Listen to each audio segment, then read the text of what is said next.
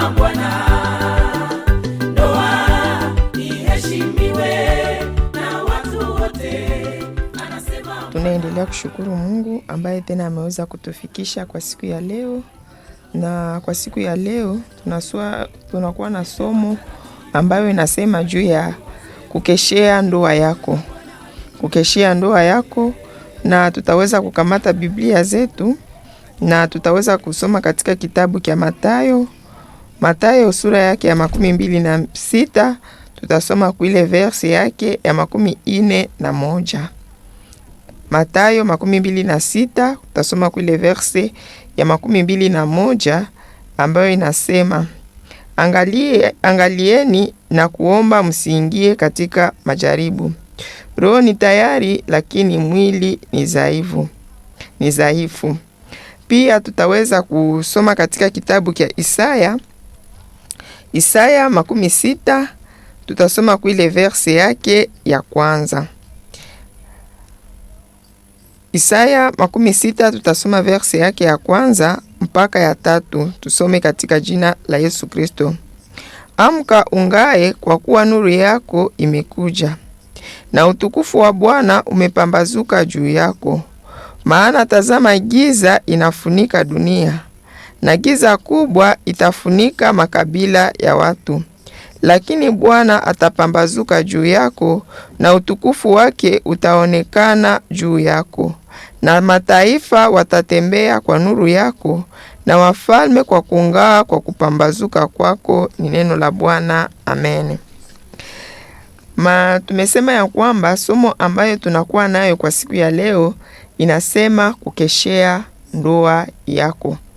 Na tutaweza kusema ya kwamba ni lazima tuendelee kuangalia jinsi maandiko yameweza kutuambia katika kitabu cha Mathayo. Nasema angalieni na kuomba ili msiingie katika majaribu.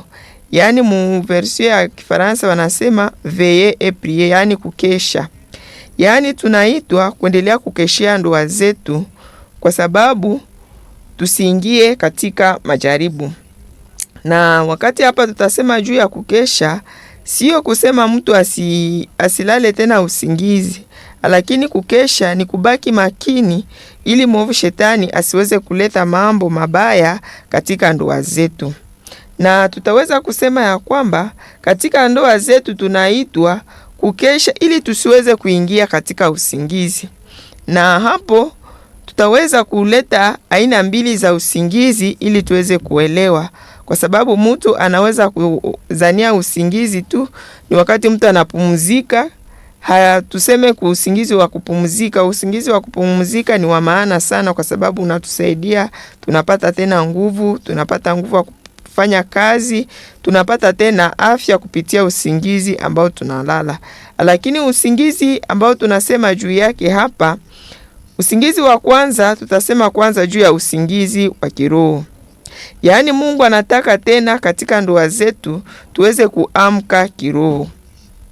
Kuamka kiroho, tutaweza kusema ya kwamba kuna wakati ambapo mtu alikuwa na zoezi ya kuomba, alikuwa na zoezi ya kusoma neno la Mungu, alikuwa na zoezi ya kushiriki pamoja na wengine, hata na kufanya kazi mbalimbali, lakini ameweza kuziacha na kuweza kurudi nyuma. Na kama ulikuwa mwimbaji tayari umeacha, kumbuka kwamba umeingia katika usingizi. Kwa sababu watu wengi wakati wanapokuwa wahitaji, wanafika mbele za Mungu, wanaomba Mungu, nibariki na kitu fulani, nibariki na ndoa. Lakini wengi wanafika kanisani, pengine ni kutafuta wachumba, lakini baada ya ndoa unakutana mtu amepotea. Huyu mtu amelala kiroho, kwa sababu hashiriki tena mambo ambayo inaendelea kumsaidia ili aendelee kukomaa kiroho. Na pale tutasema ya kwamba katika kitabu cha Ufunuo sura yake ya 2, ile verse yake ya 4 inasema, lakini nina neno juu yako, kwani umeacha mapendo yako ya kwanza. Kumbuka toka wapi ulipoanguka, ukatubu, ukafanye matendo yako ya kwanza. Lakini kama usipofanya hivi, nitakuja kwako upesi, nitaondoa kinara chako katika pahali pake tubu. Yaani Mungu anaendelea tena kutuambia ya kwamba kila mmoja aangalie na akumbuke mapendo yake ya kwanza. Wakati mtu anapompokea Kristo, yaani anakuwa na juhudi sana, anakuwa na juhudi ya kusoma neno, anakuwa na juhudi ya kuomba, lakini kuna wakati pengine umesahau kuomba, umesahau kusoma neno la Mungu, umesahau kushiriki pamoja na wengine. Unaona kama umeshajua mambo yote, unasema nikienda kanisani ndajua tu wenyewe watafundisha juu nishakasoma Biblia yote. Hapana. Lakini Mungu anatuambia tena tuweze kuamka kiroho na tuendelee kumtafuta Mungu na kuendelea kushiriki pamoja na wengine ili tuweze kutoka katika usingizi.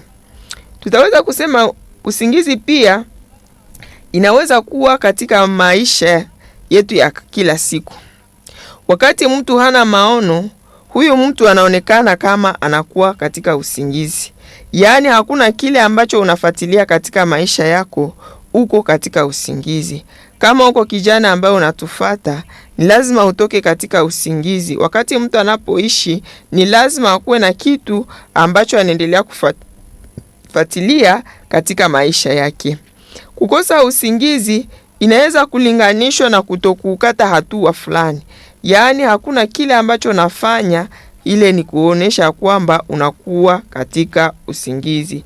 Unakosa mipangilio katika mchana, haujue kama utafanya nini. Ile ni usingizi ambao umekuwa ndani yake. Lakini kwa siku ya leo ni lazima uweze kuamka na kutoka katika usingizi. Sasa tutaweza kusema juu ya hatari ya usingizi. Hakika usingizi unakuwa na hatari sana.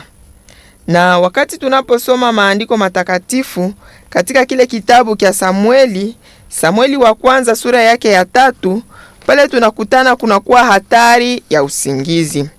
Samueli wa kwanza sura yake ile ya 3 kuanza kuile verse yake ya kwanza, tutaweza kusoma mahali pale ili tuweze kuona hatari ya usingizi. Samueli wa kwanza sura yake ya 3 tutaanza kuile verse yake ya kwanza. Inasema, na mtoto Samueli alitumikia bwana yake Eli. Neno la Bwana lilikuwa chache tu siku zile, maono hayakuwa zaidi.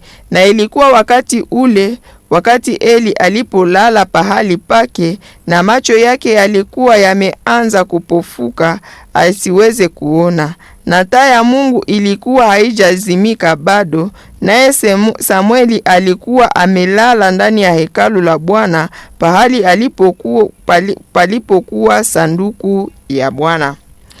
Mahali hapa ambapo tumesoma ni habari ya Eli ambaye alikuwa naishi pamoja na Samueli. Na hapa neno la Bwana linatuambia ya kwamba Eli alikuwa amelala pahali pake. Mahali hapa wakati nipasoma, kuna wakati ambapo tunaweza kulala usingizi na maono yanakuwa machache. Yaani wakati tunapolala usingizi, hatusome tena neno, hatuna muda ya kuomba, maono pia yanakuwa machache.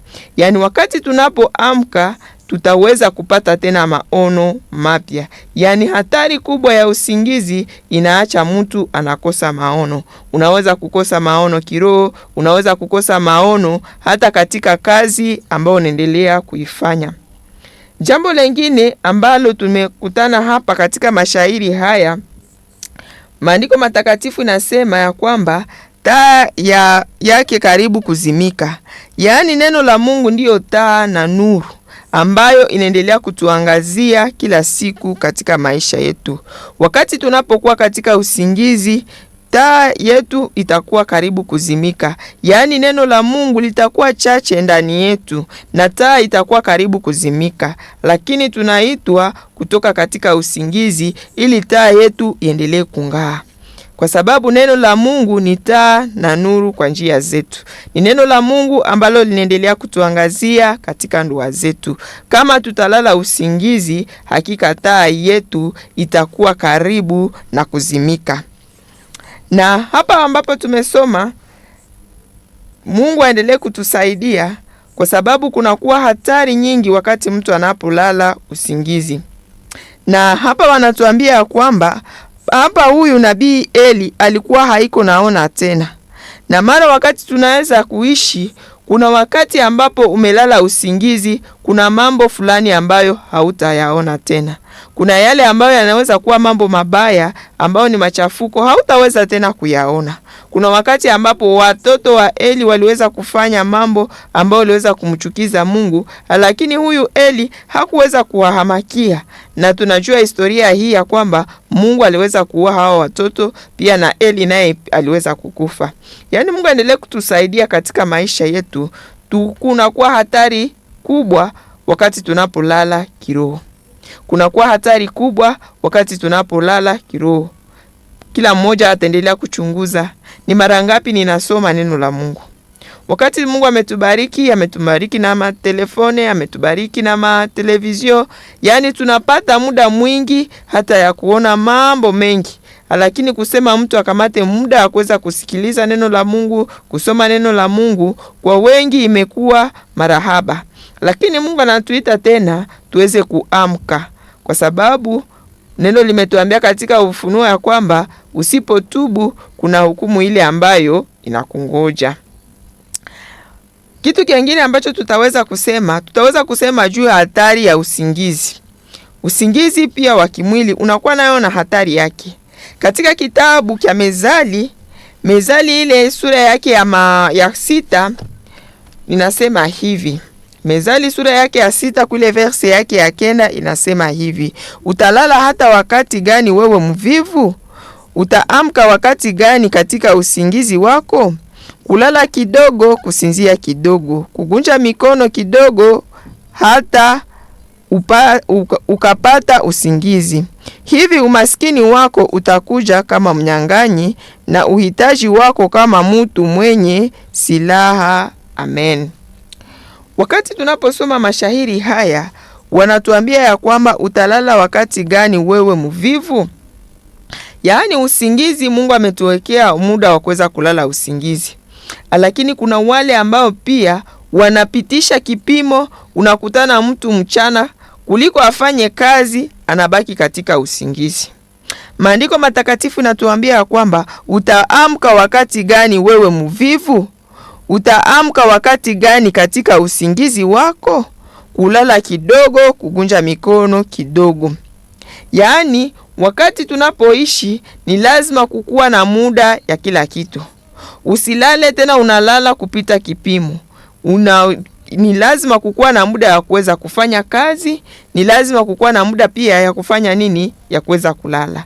Lakini tukisema kwamba kulala unapumzika, na wakati wengine wanafanya kazi, wewe ukingali katika kitanda, utakuwa na umepoteza muda. Kuna wale ambao wanaweza kulamuka hata saa 2, saa 3. Lakini kwa wengine ile saa 3 ashatoka kurangura tomate, ashaitia kubarabara, mwingine ashapiga mabenye, mwingine ashafanya hiki na kile. Lakini ungeliendelea kuchunguza, mimi nalamukaka saa ngapi ili niweze kufanya kazi? Kwa sababu kweli kupumzika ni ya maana, lakini uangalie kama utaweza kutembea namna gani katika usingizi. Katika kitabu kile cha Mezali tu, maandiko matakatifu natuambia kwamba mwanamke mwema anaamka mapema na anaandalia watu wa nyumba yake chakula.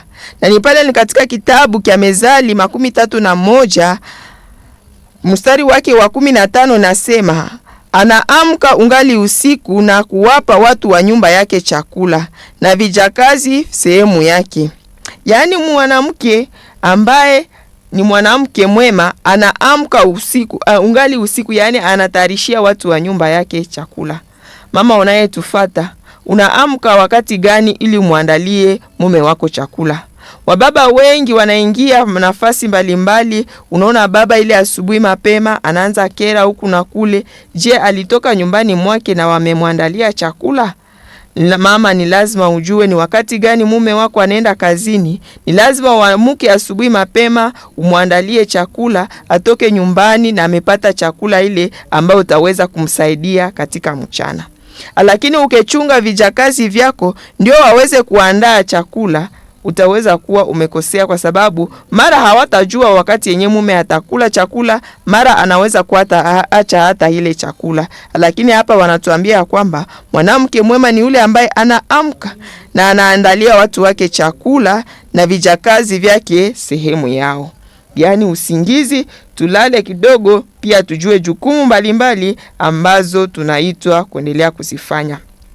Jambo lingine, tujue ya kwamba kunakuwa hatari ya usingizi.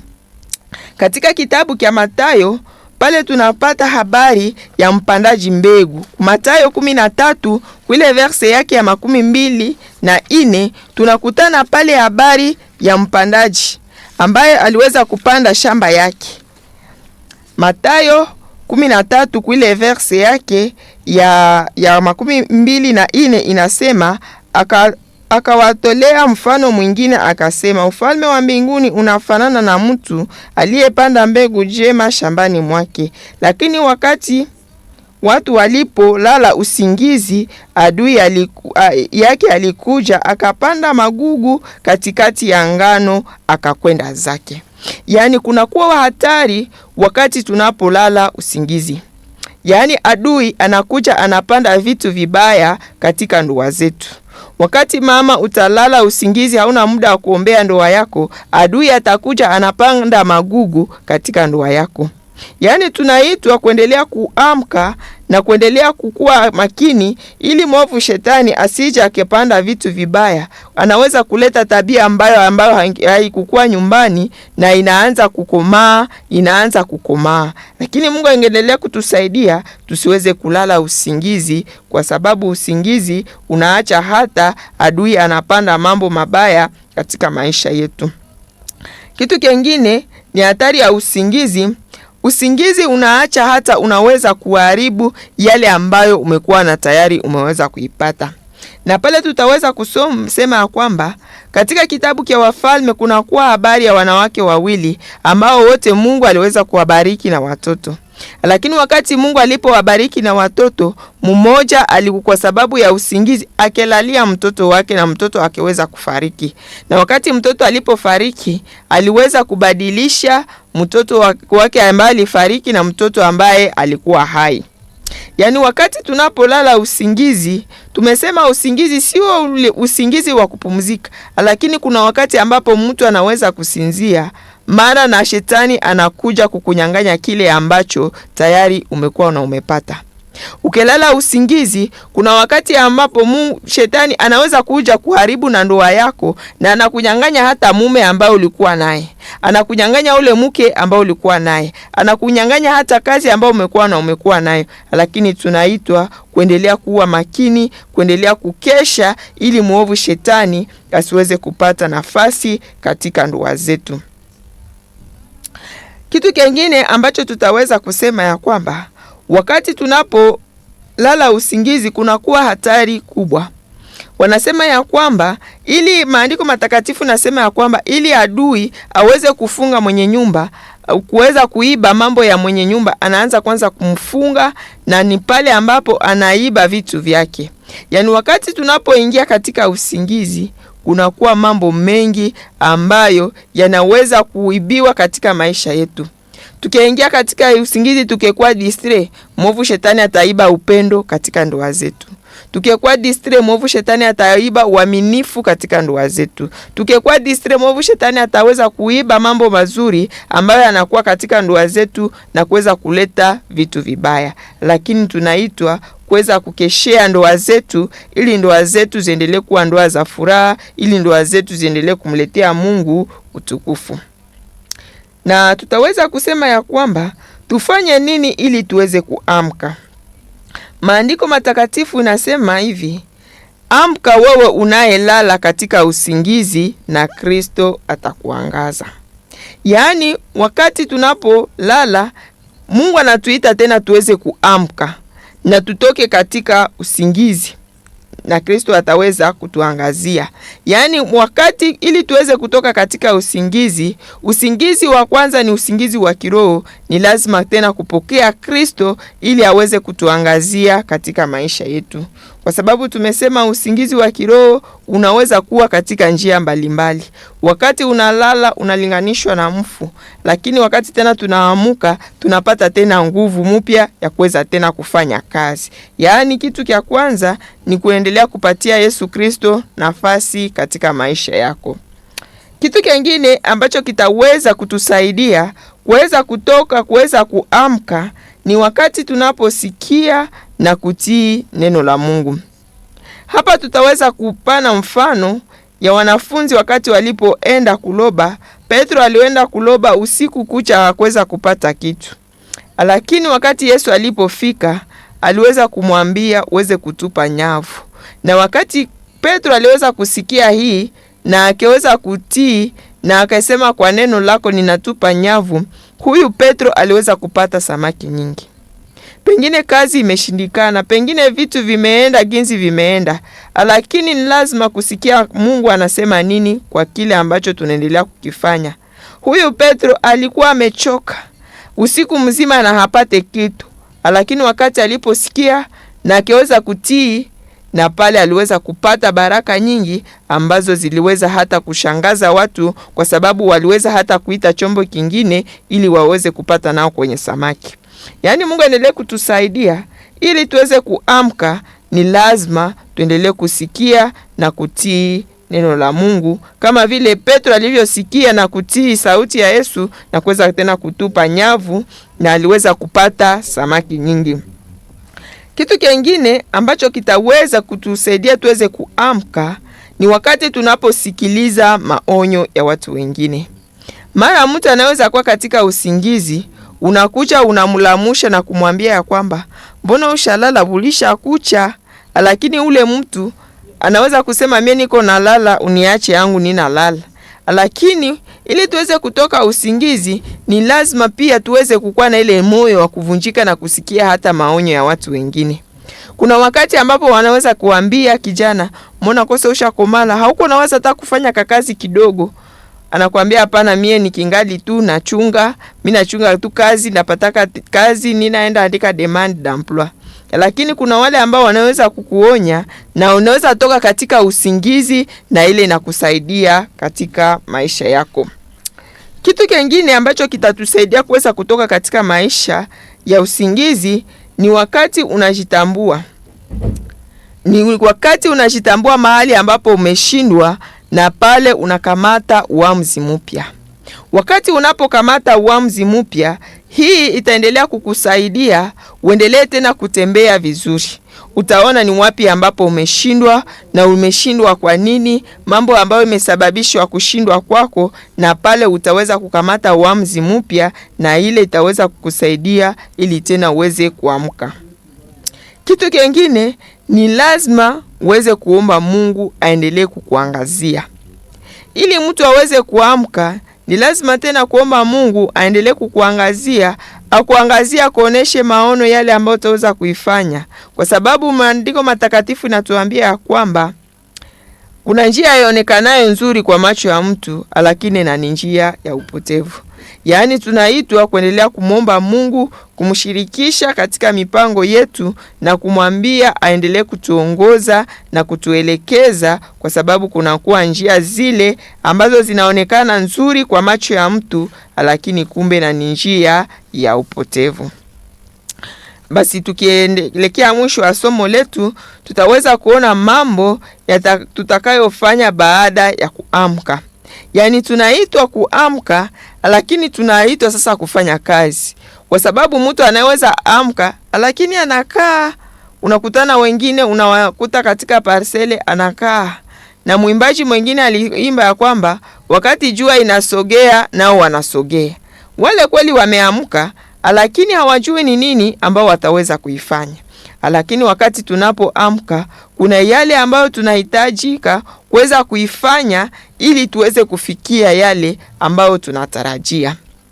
Kitu cha kwanza ambacho kinahitajika wakati tunapoamka, tumesema ya kwamba wakati mtu anapoamka ni lazima akuwe na maono ile ambayo anafuatilia. Katika ndoa zetu tuwe na maono ambayo tunafuatilia. Tuendelee kuizungumzia katika jamaa, tuendelee kuizungumzia mume na mke, na hii itaendelea kutusaidia tusiweze kukulala usingizi, tusiwe kuwa distre na mambo ya huku na kule. Kitu cha pili ambacho kitaweza kutusaidia ni kuwa na kitu ambacho unakifanya kila siku. Yaani wakati unapoishi ni lazima ukuwe na mipangilio ya kila siku. Unajua nitafanya nini kwa siku ya leo. Kwa sababu kuko na wale ambao wanaishi bila mpangilio fulani. Unaweza kumkutana, unamwambia mimi naenda fasi fulani, naenda kusindikiza. Mtu ambaye hana mipangilio fulani, huyu mtu hakwake na utaratibu. Lakini ni lazima kila siku kuwa na mipangilio ambayo unaifanya. Mungu wetu ni mwaminifu, Mungu wetu anatupenda kwa sababu anatuonesha hata mambo mengi katika maandiko matakatifu. Wakati Mungu alipoumba mbingu na dunia, aliweza kuiumba kila siku, aliweza kufanya kazi. Siku ya kwanza aliumba mbingu na dunia, akaweza kutenga, yaani kila siku kulikuwa kazi ambayo Mungu aliweza kuifanya. Na sisi wakati tunapoishi, tunapokuwa na kitu ambacho tunakifuatilia, ni lazima sasa tuweze kupangilia kwa siku ya leo ndafanya nini. Na wakati watu wanapopanga, lazima kuweza kushirikisha hata na mwenzako ili ajue ni nini ambayo unaipangilia. Mungu aendelee kutusaidia katika jamaa zetu, tuendelee kupangilia ni nini tutafanya katika mchana, ni kazi gani ambayo tunapangilia ili tuweze kuifanya, kwa sababu tusiweze kufanya vitu vibaya. Na watu ambao wanasoma sana mambo ya pesa wanasema kwamba ni lazima kupangilia hata na pesa mbele uzipate. Kwa sababu unaweza kupata pesa, kama hukuzipangilia utaenda kununua vitu ambavyo haviko kwa wakati ambao ungeweza kuvinunua. Lakini wakati unapopangilia pesa mbele uzipate, unajua kwamba nikipata pesa ndafanya hiki, nikipata tena pesa ndafanya hiki, nikipata pesa ndafanya hiki, na pale utaonekana kama unakuwa na pesa nyingi, hata nako na za kidogo, kwa sababu unazipangilia vizuri, zitaendelea kusaidia. Kitu kingine ambacho tunahitajika kuweza kufanya baada ya kuamka ni kutafuta ufahamu. Yaani wakati tunapoishi ni lazima tupate hata na muda ya kusoma na vitabu ambavyo vinaelekea yale malengo yetu. Tuendelee kusoma ni wengine walifanya nini ili wafikie yale ambayo tunatarajia. Na ile itaendelea kutusaidia sana. Mara watu wengi hawana zoezi ya kusoma. Na kuko wengine wanasema ukipatia Muafrika kitabu unaweza kuweka hata ndani pesa na hata zikutanaka ndani. Kwa sababu hatuna kiltire sana ya kuweza kusoma hata na vitabu. Lakini vitabu vinakuwa ndani mambo mengi. Tunasoma Biblia, pia tunasoma na vitabu vingine ambavyo viko pale kwa kuweza kutuelimisha. Yaani ili tuweze wakati tunapoamka tuweze kupata muda wa kujielimisha, tusome kama wengine walitembea namna gani, na ile itaendelea kutusaidia hata katika maisha yetu ya kiroho. Usiseme ya kwamba mimi nimeenea, lakini wakati unaposoma wengine wanaandika kuhusu imani, wengine wanaandika kuhusu sadaka, wengine wanaandika kuhusu maombi. Wakati unaposoma unapata tena baraka nyingi ambazo zitaendelea kukusaidia katika ile maono ambayo unakuwa nayo, na Mungu ataendelea kuwezesha uweze kuifikia. Kitu kingine ambacho kinahitajika, hayombe kuchukua likizo. Yaani unasema mwani pumuzike kwanza nisiweze kufanya hiki. Yaani kila siku jua utafanya nini. Na mwingine alisema ya kwamba kama leo hautaweza kukimbia, tembea. Kama hautaweza kutembea, tambaa. Yaani ujihakikishie kila siku unafanya jambo ili uweze kuona namna gani utaweza kufikia malengo yako. Yaani Mungu aendelee kutusaidia. Kwa siku ya leo tumeweza kusema ya kwamba tuweze kutoka katika usingizi, tuweze kukeshia ndoa zetu na tuweze kutoka katika usingizi. Tumeweza kuona hatari ya usingizi. Tumeweza kuona ya kwamba kuna kwa hatari kubwa wakati mtu anaposinzia. Usingizi pia inaleta hata na umaskini. Usingizi inaacha mtu anakosa maono. Usingizi inaacha taa ya mtu inaanza kuzimika. Lakini kile ambacho tunaitwa kuweza kufanya ni wakati tunaishi tuweze kuamka, na kuna mambo ambayo tunahitajika tuweze kuifanya. Tuendelee kila siku kuweza kuona ni nini ambayo tutaweza kuifanya ili tena kazi iendelee mbele, ili tena ndoa zetu ziendelee mbele, ili tena utukufu uendelee kumrudilia Mungu. Basi tunaendelea kushukuru kwa wale ambao wanaendelea kutufuata. Mungu aendelee kutubariki. Amina. Basi tutakuwa na maombi. Tunalibariki jina lako Bwana. Tunasema asante kwa sababu tena umeweza kutuambia kwamba tuendelee kukeshea ndoa zetu. Na kwa siku ya leo umetuambia ya kwamba tuweze kutoka katika usingizi. Kunakuwa usingizi wa kiroho, pia kunakuwa hata usingizi katika maisha yetu. Lakini kile ambacho unatuita Bwana, unatuita tuweze kuamka kiroho, tuendelee kumbuka ile mapendo yetu ya kwanza. Wakati tulipokupokea tulikuwa na muda wa kusoma, ya kuomba, ya kushiriki pamoja na wengine. Lakini mara kunakuwa wale ambao wamelala usingizi wa kiroho. Acha Bwana tena uweze kuamsha. Acha Bwana Mungu endelee kutuonesha kwamba kunakuwa hatari nyingi ambazo zinapatikana katika usingizi.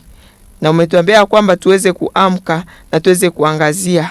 Mungu endelee kutusaidia katika ndoa zetu, tuendelee kukeshea ndoa zetu kwa sababu shetani anataka aweze kupanda vitu vibaya katika ndoa zetu. Lakini wakati tutabaki kwako, utaendelea kutuwezesha tena, tuendelee kubaki tukiwa katika upendo, tuendelee kubaki katika furaha katika ndoa zetu. Tunajacha mikononi mwako, uendelee kutuwezesha neno hili. Tunaomba yote ni katika jina la Bwana na Mwokozi ambaye ni Yesu Kristo. Amen. Tumepewa taratibu katika ndoa zetu ili jina la Bwana litukuzwe. Tumepewa taratibu katika ndoa zetu ili jina la Bwana litukuzwe. Tumepewa taratibu katika ndoa zetu ili jina la Bwana litukuzwe. Tumepewa taratibu katika ndoa zetu ili jina la Bwana litukuzwe. Mke hana amri juu ya mwili wake bali mume wake. Mume hana amri juu ya mwili wake bali mke wake.